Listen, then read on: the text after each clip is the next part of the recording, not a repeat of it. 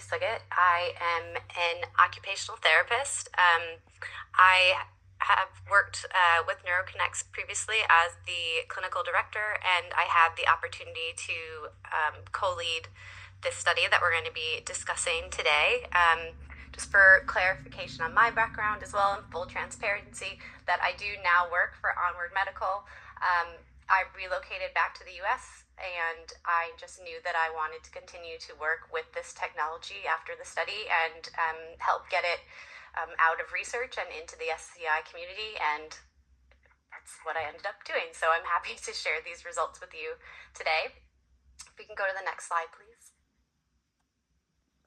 So Pathfinder 2 was a multi-center, non-randomized trial that was conducted across 2 rehab community centers in the UK.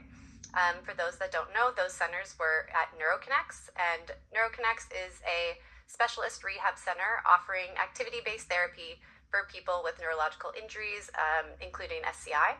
And our programs focus on functional recovery, independence, and long-term well-being.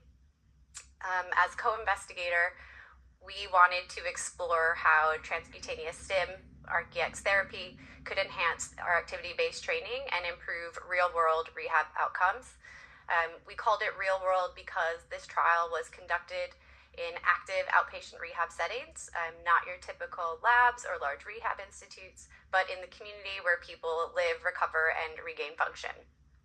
As clinicians, we know the importance of making advanced therapies more accessible, and we hope that this study would demonstrate that neuromodulation can be safely and effectively integrated into real-world rehab settings. So we enrolled 10 participants with chronic SCI. It ranged from C2 to T12, and Asia Impairment Scale classifications A through D, so completes and incompletes. And we did so that we could try and capture a range of severities and functional abilities. All participants were injured for at least 1 year, and participants to take part in the study had to complete 120 sessions. Those were completed over a year-long period. It was approximately 3 times per week attendance for 2-hour sessions. The transcutaneous Arc-Ex intervention was applied for a minimum of 45 minutes per session, and the electrode placements and stimulation parameters were individualized based on the participants' needs and functional goals.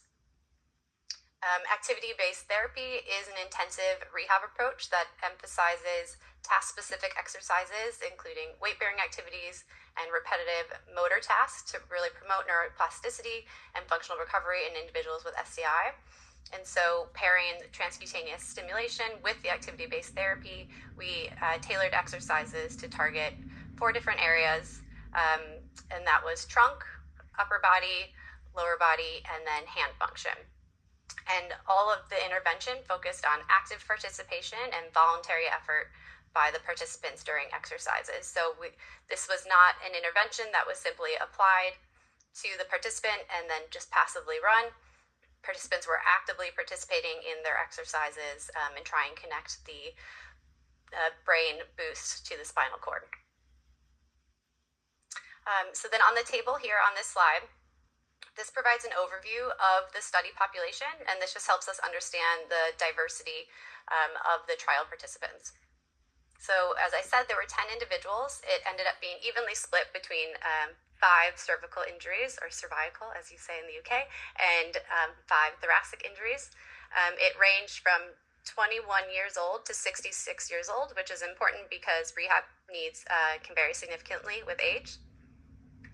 The time since the injury also varied. It had to be at least 1 year post injury, and participants in this study happened to range from 21 months injury at this time of the study to 201 months, which equates to just over 16 years since injury.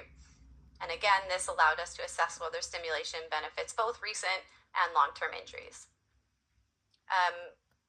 You'll see here the injury level and classification based on the Asia Impairment Scale classifications. Participants within the group, we had 4 participants with a classification of an A, so a complete injury, 2 participants with a level B, 3 with C, and 1 with a level D injury. We can go to the next slide, please.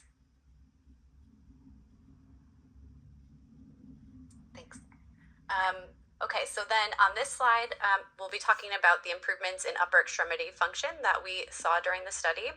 So this is specifically looking at the cervical group. So that would be the 5 participants with cervical level injuries. And we observed significant improvements in upper extremity function despite this being a small sample size. So this slide reviews 3 key measures that evaluate hand, arm, and function that we'll be going over. The first is the Neuro Recovery Scale. It's the upper extremity subscore that you'll see here. And this measures overall upper extremity function and looking at strength, control, and ability to perform movements.